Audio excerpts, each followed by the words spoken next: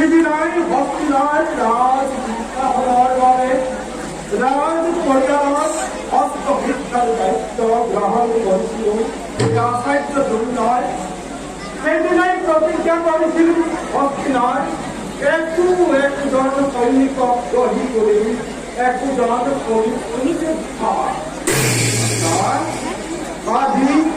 আজ হস্তিনাপুরের আছে দুই ঐক্যহীনী সেনা। আর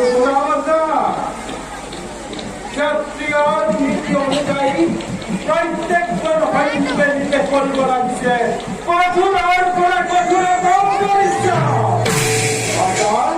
আর প্রতিজন সৈনিকে হচ্ছে একজন কোন যোদ্ধা। এই দুটি ধরন হয়তো প্রতিটি মুহূর্তে ওই প্রস্তুত থাকবে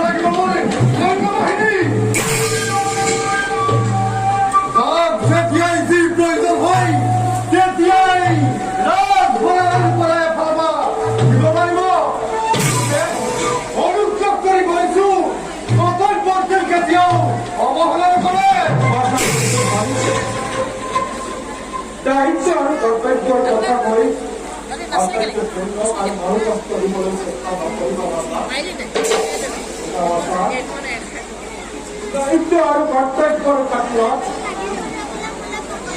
গুরুত্ব সভাটো বিভঙ্গিরা নাসিক মই যথোচিত শিক্ষা অর্থাৎ অনুরূপভাবে মোৰ প্ৰিয় কৃষ্ণ অৰ্জুনক শ্ৰেষ্ঠ ধনুৰ্ধৰ সাক্ষাৎ চিৰদিনৰ বাবে গুৰু কৃষ্ণৰ সংস্কৃত কৰি গুৰু দক্ষিণা হিচাপে গ্ৰহণ কৰিছিলো। পৰা